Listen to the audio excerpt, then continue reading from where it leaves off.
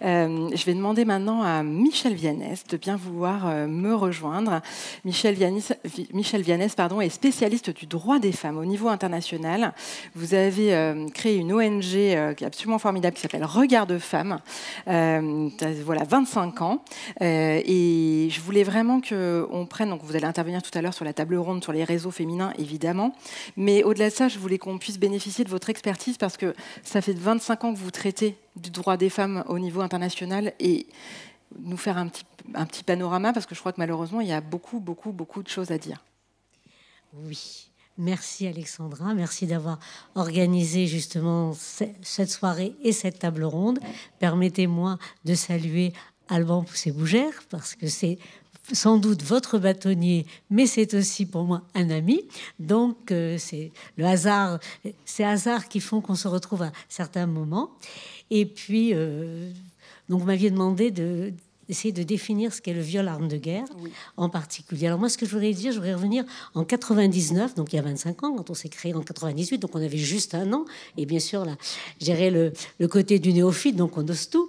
On avait organisé à Lyon 3, donc à l'université, un colloque international au sujet des mutilations sexuelles féminines et des violences exercées sur les fillettes et les femmes africaines.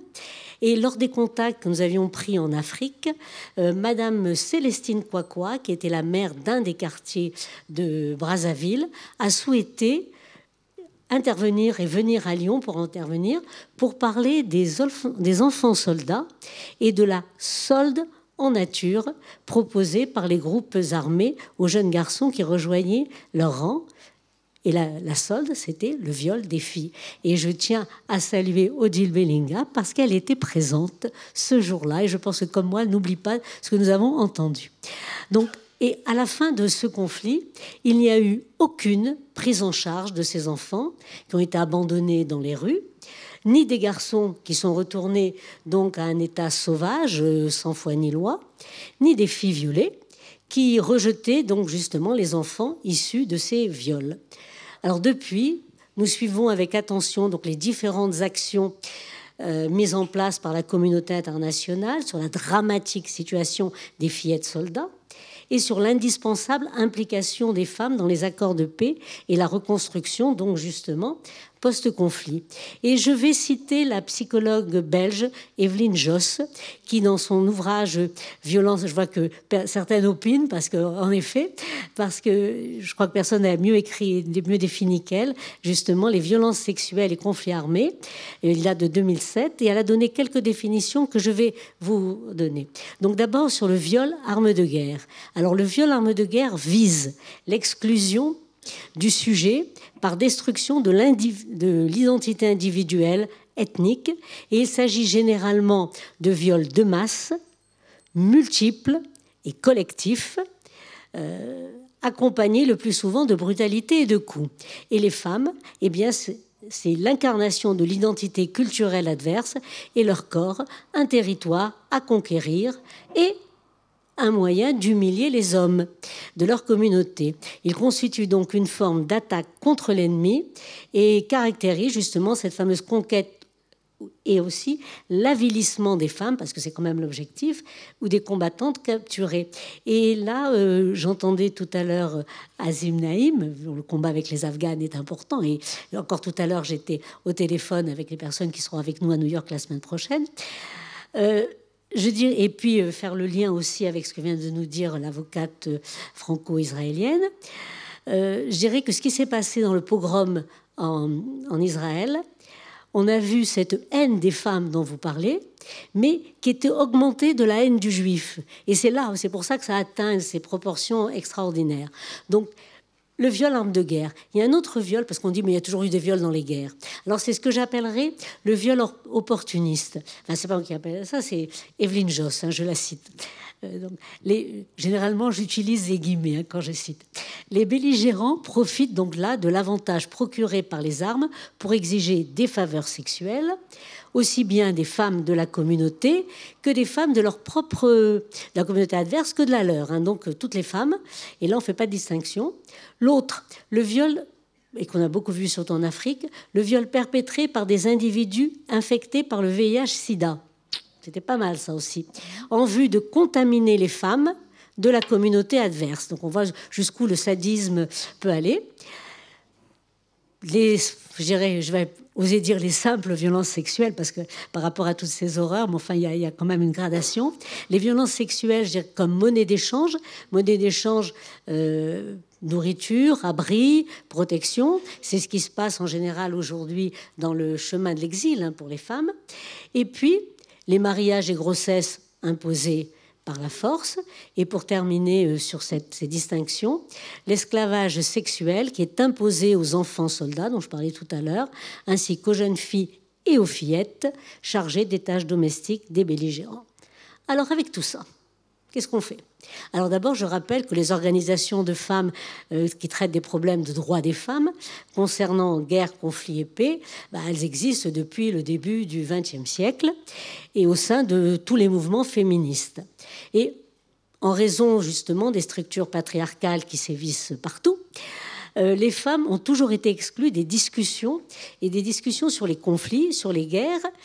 Et justement, c'est cette absence de femmes et de leur point de vue dans les négociations de paix, dans la reconstruction après le conflit, dans le désarmement, dans l'aide humanitaire et la promotion de la paix. Tout cela signifie l'absence de paix durable et de toute possibilité d'obtenir cette fameuse sécurité humaine dont vous parliez tout à l'heure. Et justement, ces demandes visant à inclure les femmes dans la construction de la paix se sont intensifiées après les guerres et conflits des années 90, depuis les années 90. Alors, Somalie, Rwanda, Timor oriental, ex-Yougoslavie, tous les continents y passent, sans qu'aucune solution concrète ou durable n'ait été trouvée. Alors, le Conseil de sécurité, ils ont quand même un petit peu bougé et a adopté en octobre 2000 à l'unanimité, alors c'est facile de voter à l'unanimité à l'ONU, c'est ce qui est un peu exaspérant, la résolution 1325 sur les femmes, paix et sécurité, alors qui reconnaît non seulement l'impact particulier, c'est là où j'insiste, l'impact particulier des conflits sur les femmes, mais aussi le besoin de considérer celles-ci comme partie prenante à la prévention et à la résolution des conflits. Donc il y a les deux points.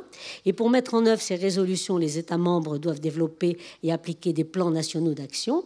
Et les femmes avaient espéré, une fois cette résolution adoptée, que ça serait un instrument vital pour avancer. On en est très très loin. Et il a fallu adopter d'autres résolutions. Et je vais citer celle qui nous concerne particulièrement sur la définition du viol arme de guerre, celle du 19 juin 2008, donc la résolution 1820, elle aussi votée à l'unanimité, sur la violence sexuelle en temps de guerre. Et ce texte établit clairement le lien entre violence sexuelle en tant que tactique de guerrière. Et je vais citer le docteur Mukwege, que vous connaissez toutes et tous, qui considère que les femmes sont c'est bon marché et c'est redoutablement efficace comme arme de guerre. Et le maintien de la paix et de la sécurité internationale. Donc il prévoit, cette résolution prévoit la possibilité d'une réponse militaire, policière, ainsi que judiciaire. Voilà, ça c'est important pour vous, si nécessaire. Et je vais vous lire précisément la définition qui est dans cette résolution. Le viol et autres formes de violence sexuelle peuvent constituer un crime de guerre, c'est important comme mot, et un crime contre l'humanité et, dans certaines circonstances, un acte de génocide. Très important pour pouvoir poursuivre justement les auteurs. Je parle au masculin pour les auteurs parce que c'est en général des hommes. Et donc, il indique également l'obligation d'exclure les crimes de violence sexuelle du bénéfice de toutes les mesures d'amnistie. Donc, c'est très beau, mais vous savez très bien que ça ne se pratique pas parce qu'il y a un manque flagrant de contrôle efficace sur cette violence sexuelle. Donc, il est indispensable, si nous avons quelque chose, un combat à mener aujourd'hui, c'est de promouvoir la participation des femmes dans les situations post-conflit. Mais la participation, c'est pas d'être présente, c'est de parler, d'avoir la parole. Ça, j'y tiens. Donc, et je signale En conclusion, la France a adopté un certain nombre de plans nationaux d'action successifs depuis 2000. Elle intervient et organise notamment au Conseil de sécurité avec des femmes témoins qu'elle fait venir donc, pour pouvoir s'exprimer. De nombreuses rencontres pour la participation des femmes à la table des négociations de paix.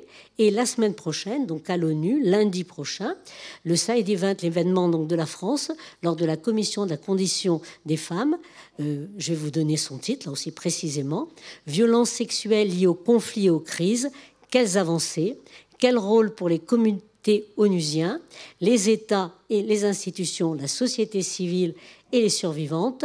La Colombie est partenaire de la France et une association, une ONG française, dont le titre est anglais, qui dit « Nous ne sommes pas des armes de guerre ». Et lors de cet événement donc, auquel je participerai, nous entendrons, nous écouterons les Afghanes, les Iraniennes et les Israéliennes. Et je pense que c'est extrêmement important de pouvoir en avoir parlé aujourd'hui. Merci de m'avoir donné la parole à ce sujet. Merci, Michel.